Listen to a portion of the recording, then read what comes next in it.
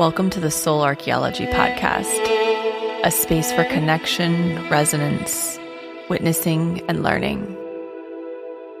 Together we'll harvest medicine from the spiral of life, sharing conversations with other embodied humans who have navigated their own initiations and found alignment with their true soul essence. With weekly astrology, energy updates, embodied conversation, and channeled teachings, this is a space for you to land and find resonance with the spiral of your own soul.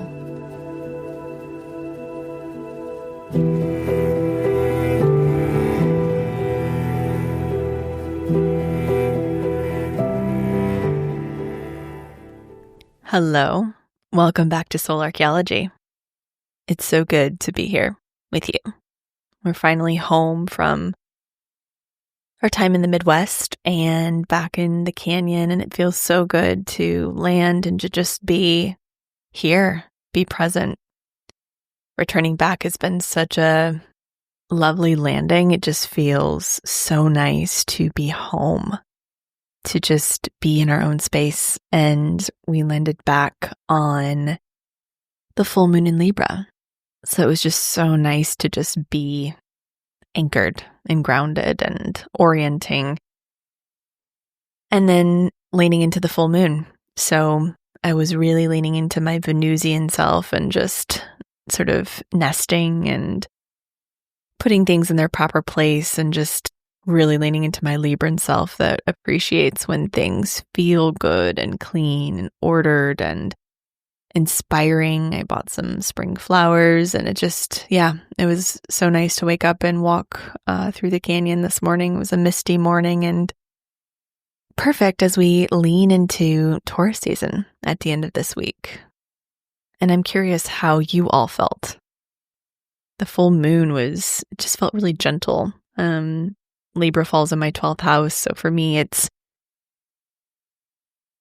been an interesting 2 years. The South Node entered my 12th house in July of 2023.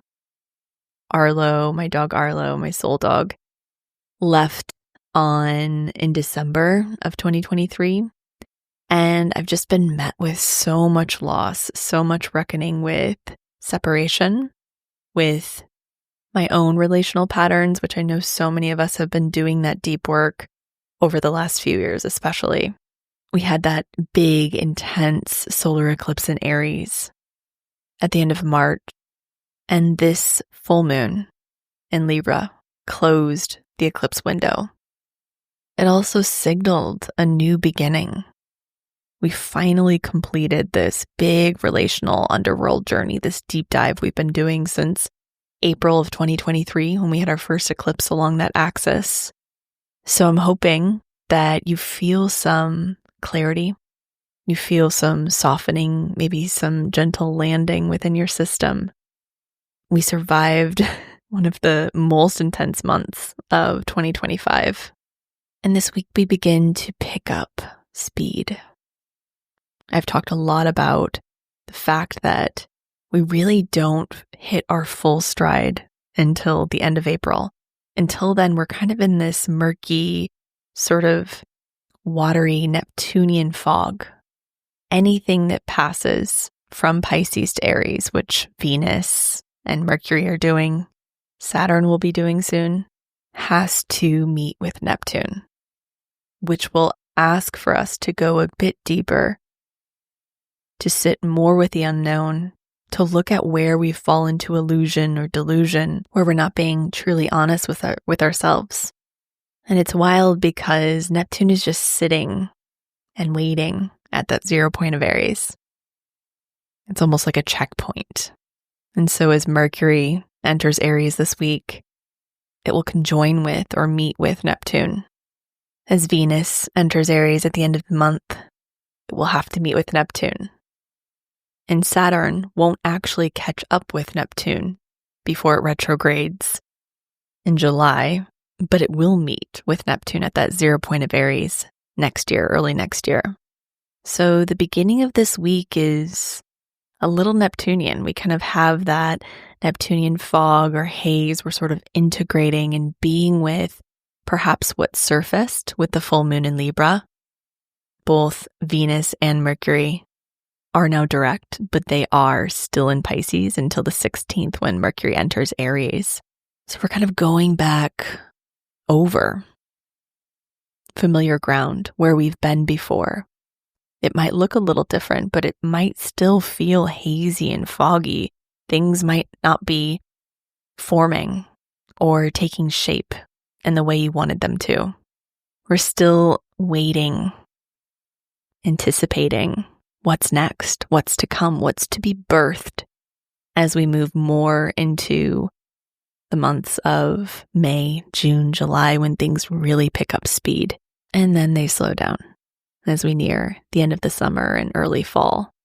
And this is that contraction, expansion, forward, backwards. This is the dance of life. It's the opening and the subtle closing. And we're moving in a direction, but it might not be linear. And we have to remember how important the integration is. So we're getting this, the first few days of this week, getting this space to kind of integrate, to pay attention to notice, to observe. It's been an intense month. We're sort of landing on the other side. And we'll begin to pick up speed. We'll gain some momentum. We'll start to see things begin to sprout and take shape, materialize. But we're very much still in this shadowy Neptunian fog and haze, resting and integrating from all of the change and transformation that's taken place. And this week is, I think, a significant week because both Mercury and Mars enter fire. They move from water to fire. And neither of them really like being in water. They feel a little bit confused, muted, muffled. You think about speaking underwater, it's not easy. Or moving underwater is not always easy. So Mercury on April 16th enters Aries.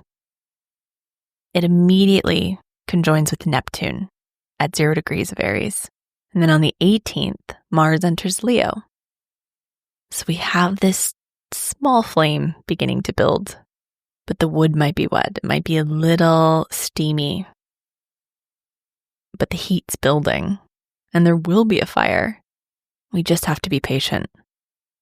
And then on the 19th, the sun enters Taurus, which is just so lovely. It's one of my favorite seasons. It's, of course, beautiful here in the Northern Hemisphere, but I'm also a Venusian person, and Venus rules both Libra and Taurus. And I love talking about Taurus because it is Venus embodied. It's Venus integrated on the physical plane. It's Venus expressed tangibly. And it just feels good. It feels grounding. It feels solid, firm, safe, dependable. When I do my somatic work, I always call in Taurian type of resources, something that's solid, dependable, rooted, anchored, like an oak tree. And Taurus is a somatic sign. It's connected to the earth, to the material plane, to the body, to senses and sensations. It's feeling and experiencing the world. It likes dependability, structure, consistency. All of these traits and qualities can be really resourcing for us physically. If we think about our physical bodies, we are organic. We are made of what the earth is made of. And our consciousness is so airy. It's limitless, expansive, boundaryless. But we still have a physical body with a nervous system that likes to feel contained. It likes to feel like it knows where it is. It's oriented. It's secure. So the balance of now, the balance always, is to tend to the physical so that our consciousness can reach further beyond the physical. And what I've noticed in my somatic work with clients, in the work that I do with myself, and in my trainings is that we expand more rapidly when we tend to the physical, when we're able to be with what we're experiencing, with our emotions, when we can create spaces that feel resourcing and regulating, even inspiring. When we eat and consume content and material that is nourishing and supportive of all of the different systems we have within our physical bodies, we grow, we expand, we move beyond the boundaries and limitations we've had before. And so I do believe that this Taurus season will be an invitation to ground, to root, to tend to the physical vessel, to welcome in nourishment, support, resources that are truly aligned with what your body and your heart desire. I'll talk more about Taurus in the next episode, but I just wanted to leave you with this notion that it's really supportive to slow down. It's supportive to tend to the slowness, the presence, to ask questions, and to really let your body speak to you. I'm always amazed when I land within this threshold, within my system, what comes to me. Any questions I've had, any answers I've been seeking, it lands so gently and so beautifully when my system feels safe. Safe to open, safe to expand, safe to uncoil and receive. So Taurus season starts on the 19th, but the days leading up to that are marked by both Mercury and Mars shifting into fire. So on April 16th, Mercury enters Aries, and Mercury is the messenger. It deals with communication, messages, thoughts, and ideas. It began its retrograde on March 15th and went direct on April 7th. And it began its retrograde at 9 degrees of Aries, retrograded back to 26 degrees of Pisces. And as it moves through its shadow, it finally enters Aries fire for the first time in a few weeks. And Mercury in Aries is direct, straightforward. It's about resolutions, clarity. I always say that with Mercury in Aries, clarity is kindness. It likes to know. It likes directness. It likes to clear the air. It's passionate, direct, assertive. But in its shadow, it's also reactive, overly confrontational, impulsive, or aggressive. It can get too heated and boil over. And with Neptune at 0 degrees and Mercury at 0 degrees on the 17th, we have this conjunction. So we might get some steam. There might be conflicts or confusing conversations. It might not be super crystal clear what wants to be sorted, what wants to be said. As Mercury was in Pisces, especially retrograding in Pisces, it was tricky to know what was real and what wasn't, especially because we had Venus in retrograde there as well. So we've been having to do a lot of diving deep, sorting through our own internal experience, paying attention to when we're overthinking or living in illusion.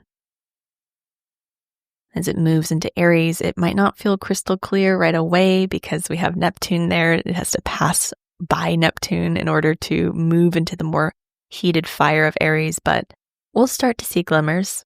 Things might become clear. It's not a great time this week still to make big decisions, sign big contracts, jump into something without really thinking about it.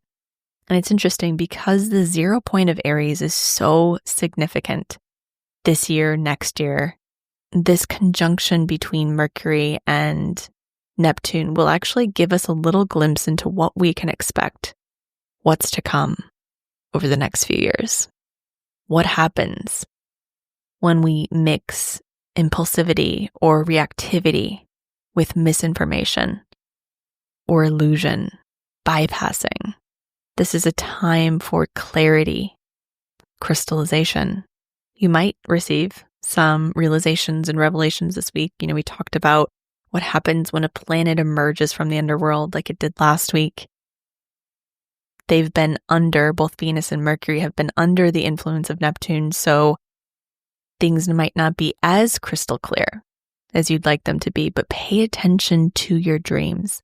Pay attention to what's beneath the surface, the subtle hints or suggestions by the universe. It might not be hitting you over the head. It might be more subtle. It might be just a glimpse or a scent or something that breezes by you. But there is information, wisdom. It's also a really good time to sort things out. We won't have the full support of Mars in its fullest expression or Mercury in its fullest expression until the end of April when it moves out of its shadow, and May 2nd when Mars moves out of its shadow. But that doesn't mean we want to sit and be idle. We need to be paying attention, maybe even strategizing, noticing what feels good and what doesn't. Do we need to pivot our strategy? Do we need to look at things a different way? What can we do right now? We might have some surprises still as Mars moves through its shadow, little pivots or things that kind of get in the way of our momentum. But by early May, this is going to be a great time to create, to launch, to be seen, to be heard. What do we need to do leading up to that? Things finally begin to move as more fire builds in the sky, as Mercury enters Aries, and then we have Mars entering Leo on the 18th. Mars has been in its shadow since October of 2024. This has been a long haul. As it begins to near the end of its shadow, things that have felt stagnant or blocked or slow begin to emerge and wake from their slumber. You might feel like the wheels begin to turn this week as Mars moves from Cancer, where it's been since January, into the fire of Leo. Mars doesn't fully exit its shadow until May 2nd. It started its retrograde journey in December of 2024 at 6 degrees of Leo. So when a planet moves through its shadow, it's really moving back over the terrain or the degrees that it will cover during its retrograde journey. Wherever you have 17 degrees of Cancer to 6 degrees of Leo is where you'll feel this the most. So locate that in your chart. This is where you might have felt blocked or stagnant or slow moving, frustrated. I'll talk more about this when Mars fully moves out of its shadow on May 2nd, but it's really important to note that we begin to emerge from the slumber. I talked a lot about this in the forecast episode, but the beginning of this year is slow. It's meant to bring up our frustrations, how we respond when things don't go our way.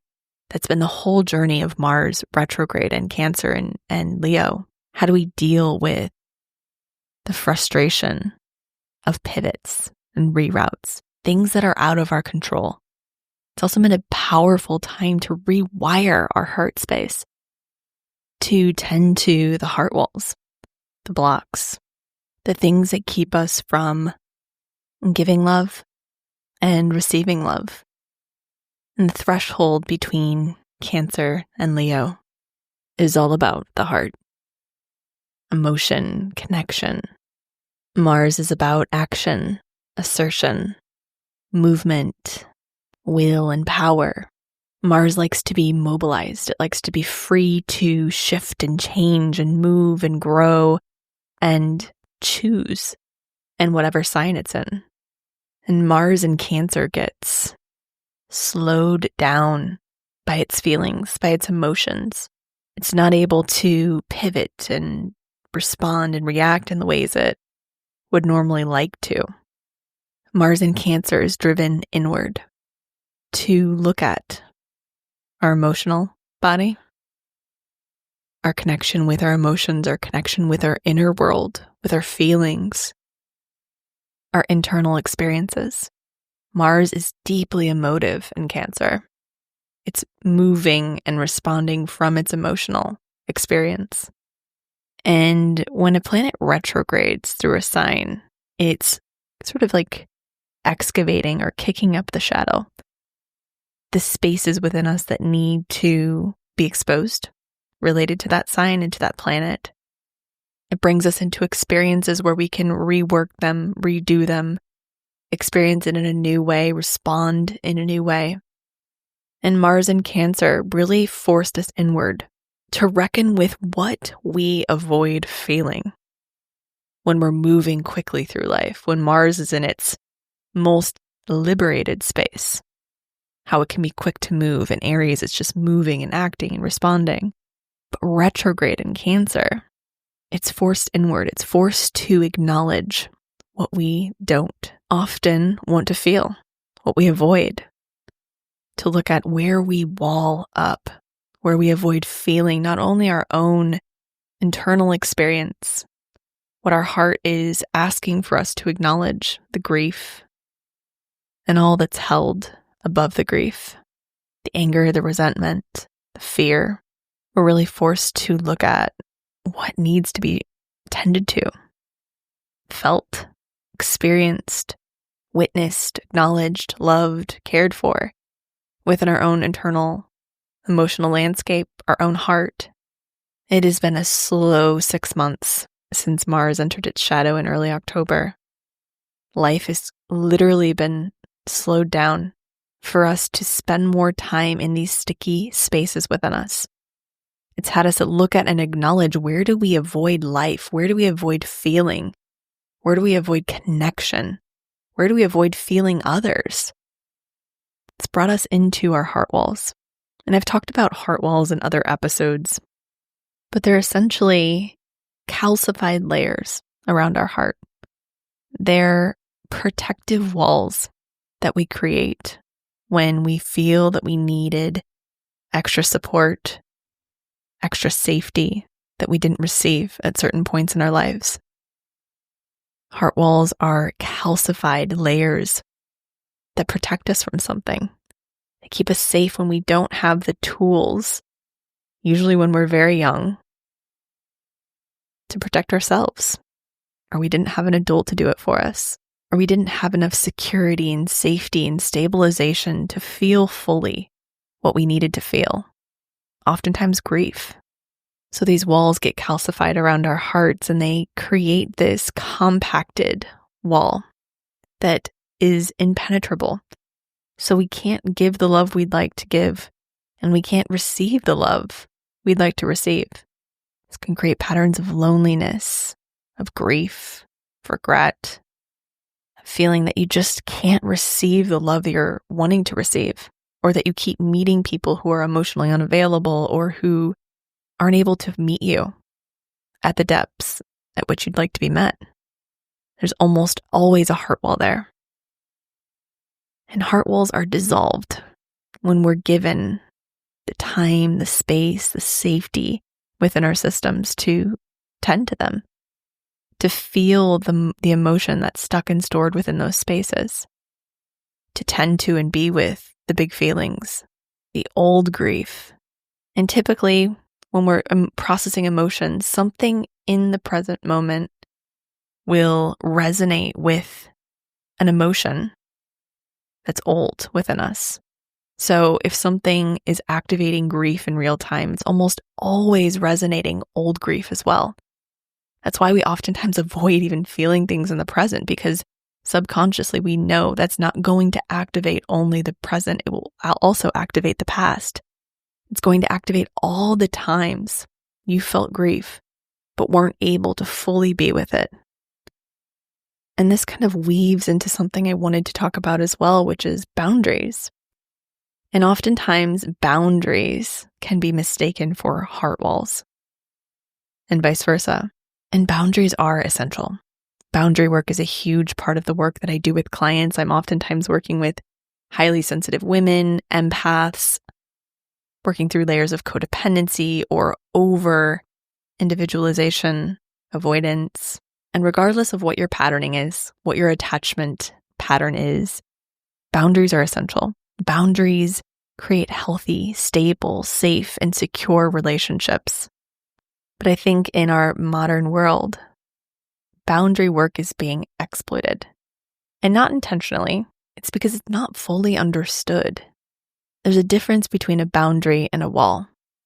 And quite frankly, sometimes we need walls if in the case of abuse or manipulation or really deep patterning like personality disorders, where it's almost impossible to interact with the person in a healthy way.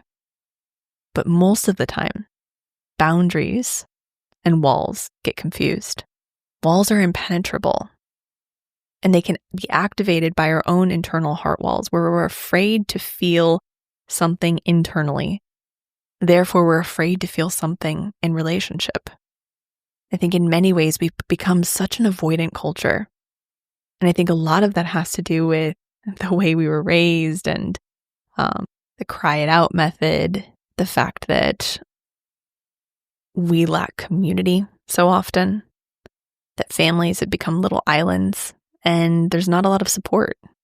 But I think in many ways, boundary work can be exploited. People think that they're setting a boundary when actually they're setting a wall because they're afraid to feel something. They're afraid to acknowledge or confront something within themselves and within relationships. I just want to emphasize, boundaries are essential. They're so important. And I would say more than not, people come to me needing more boundaries. But I also see that there are a lot of walls. And I think it's important that we are able to discern what's a boundary and what's a wall. And a boundary comes from self-worth. It comes from a space of higher knowing, self-respect, rootedness, groundedness, clarity. It comes when we really need or really want to be in connection with someone, but need to restructure the dynamic. And I've seen boundaries completely transform relationships. People who were ready to fall apart or, part ways are able to salvage and then grow and evolve and completely transform into a beautiful dynamic. Boundaries create safety within the system. And walls can come from an avoidance, a fear of feeling something, like I said, a fear of confronting something within ourselves. And walls don't allow for transformation and evolution.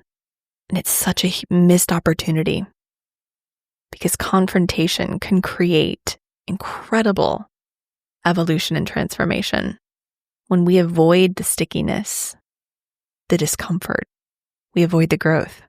And this is nuanced, and this is not black or white, and this doesn't apply to everyone. But I think it can always be an invitation to just sit with. Am I utilizing healthy boundary work, or am I defaulting to walling up and protecting myself from something that I'm afraid to confront within myself? Perhaps this is something you've been examining within your life over the last 6 months as Mars has been in its shadow. As Mars shifts into Leo, it's big, courageous love, because love takes courage. Love requires us to move past our walls of comfort and familiarity, to grow and expand with one another.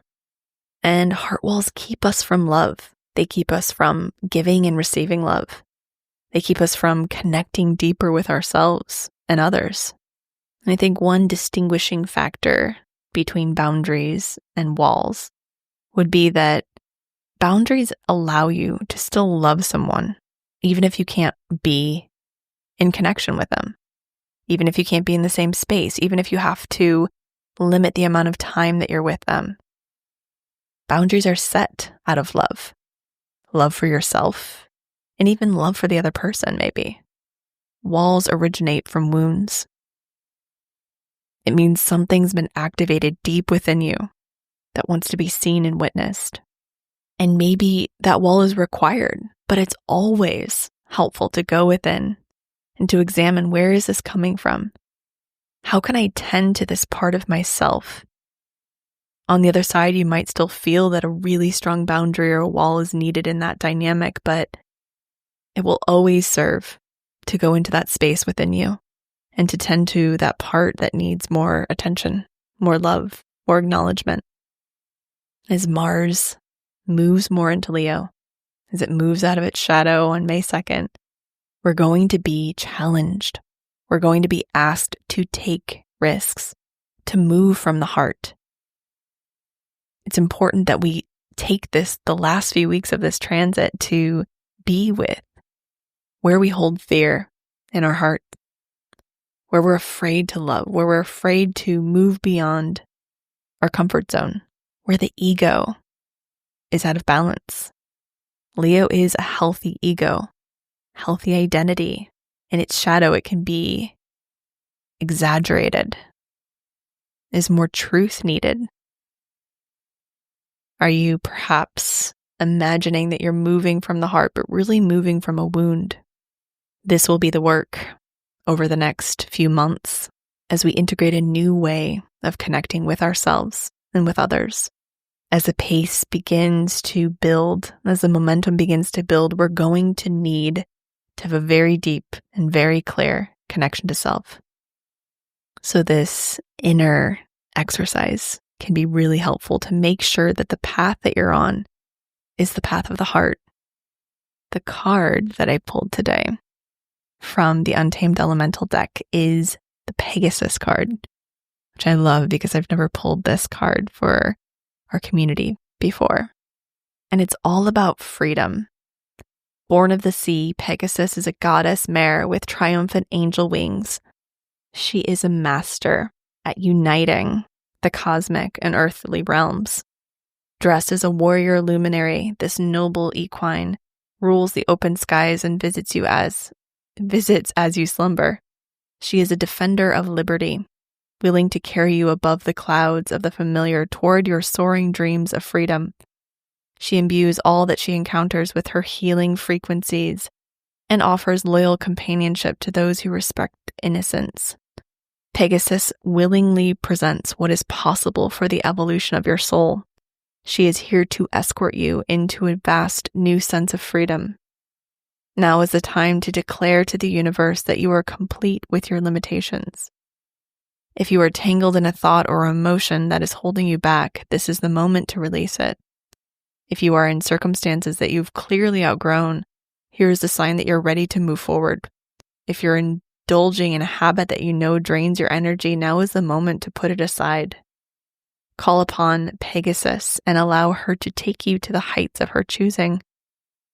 All you must do is accept her reins. When it's balanced, you feel connected to your infinite potential. When it's imbalanced, you feel lack, limitation, addiction, or feeling trapped. To bring into balance, adopt a willingness to release self-limiting beliefs and habits. Well, that's very powerful. And I think that the heart work liberates us. So I'm excited to see how the next few weeks unfold over the next month. I'm so grateful that you're here. Thank you for being, for existing, for being here. Thank you for always sharing on social media, sharing with a friend or a family member. It truly means the world. And I'm so grateful for each and every one of you. As always, take what resonates, leave what does not. It might resonate for someone else. And have a beautiful, beautiful week.